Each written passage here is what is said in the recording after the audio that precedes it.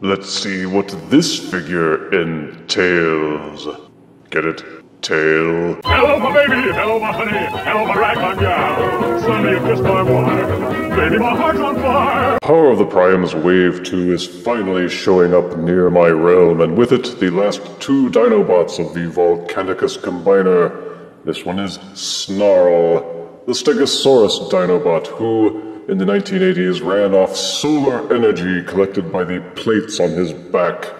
And supposedly he was super duper strong in the sunlight, but that gimmick proved too complicated for storytelling and was quickly dropped. Now he's no longer a desert warrior specialist, he's just a warrior. Yes.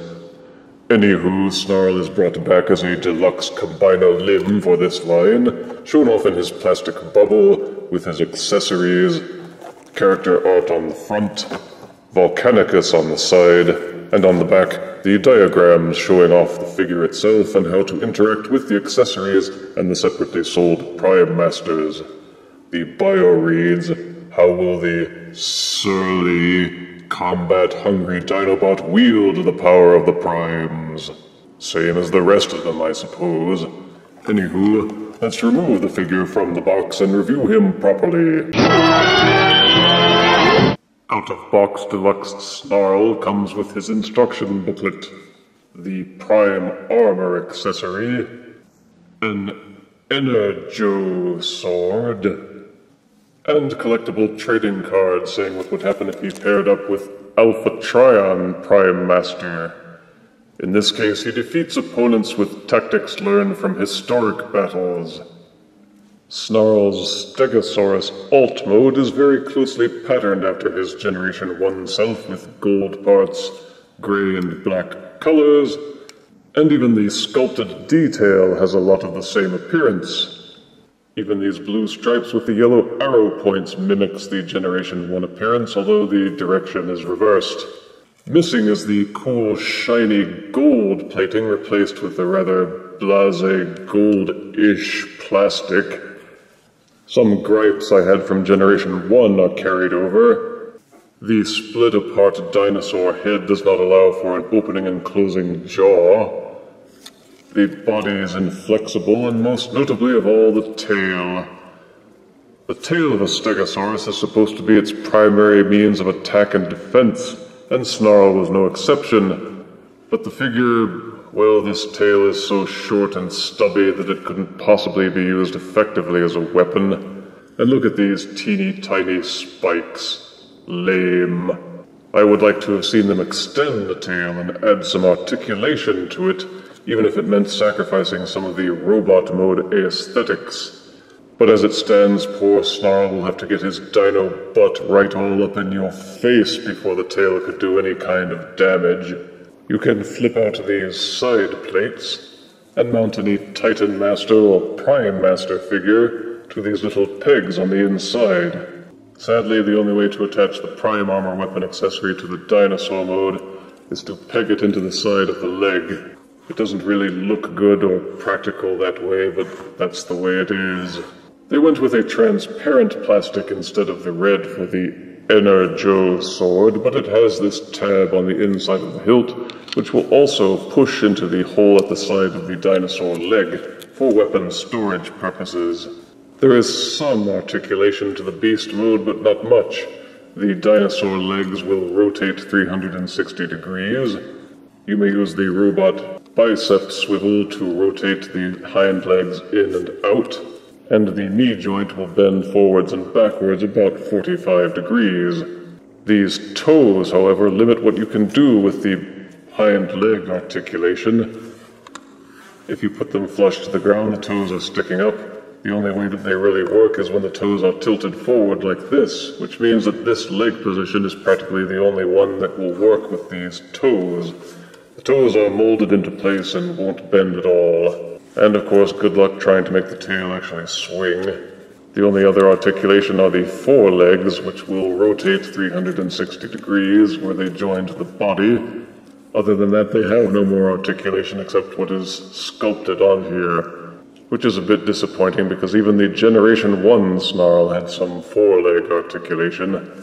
You can get a little bit of posing out of him, but not much. Of the Dinobots, I find Snarl's articulation to be perhaps the weakest.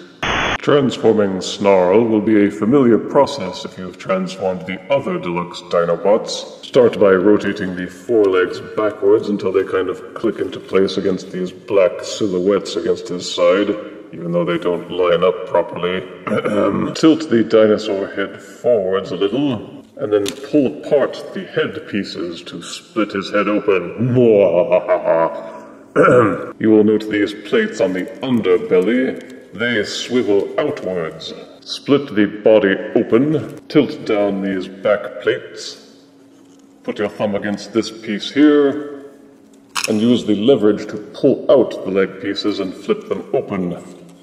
You will see a tab here and a groove here. Push those together to close the leg back up again, then tilt the head pieces downwards and tab them into place like this.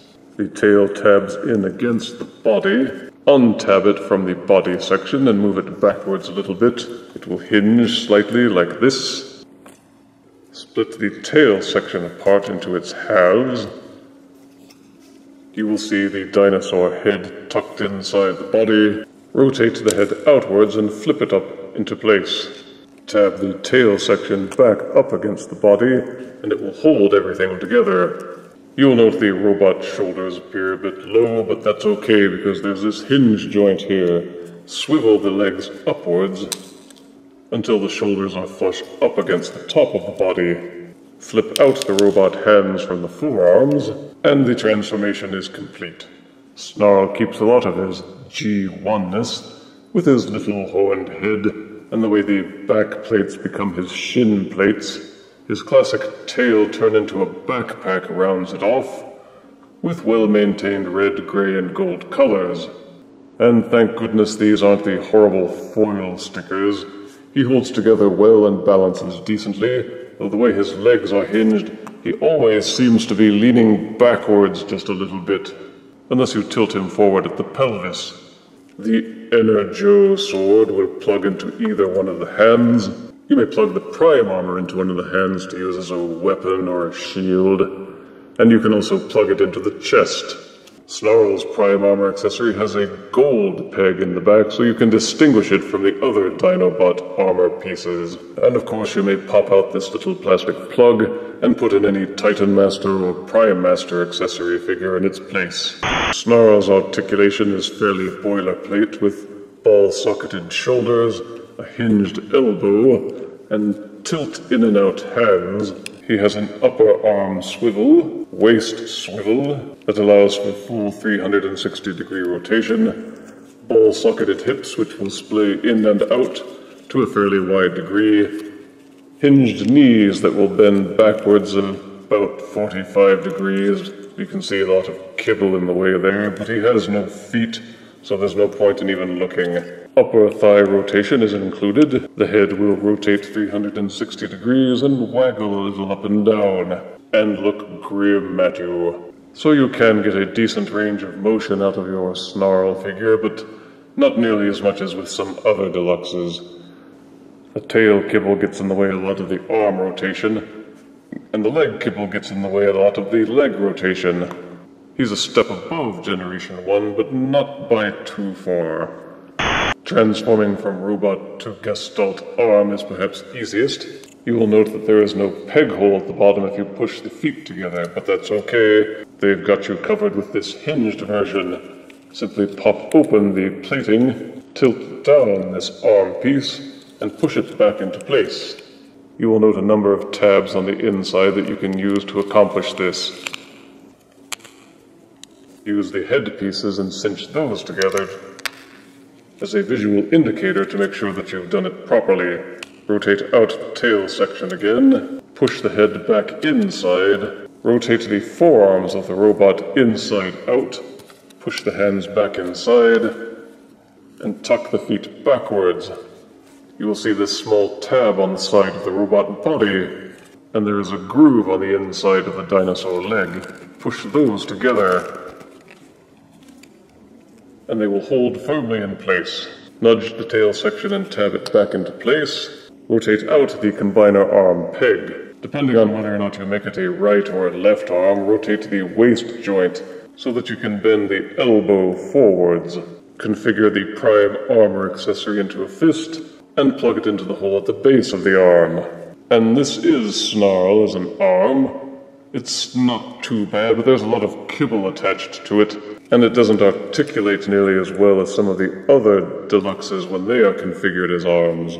But it does look big and beefy, dinosaur platey, and the tail curve up at the top adds a little something to it. When attached to Volcanicus, it looks pretty intimidating, although again the default configuration has the arms sticking out so far. It just looks silly. There are fan configurations which are different and look better, and which I'll be trying out eventually, because this just isn't working for me. Too much gappage here.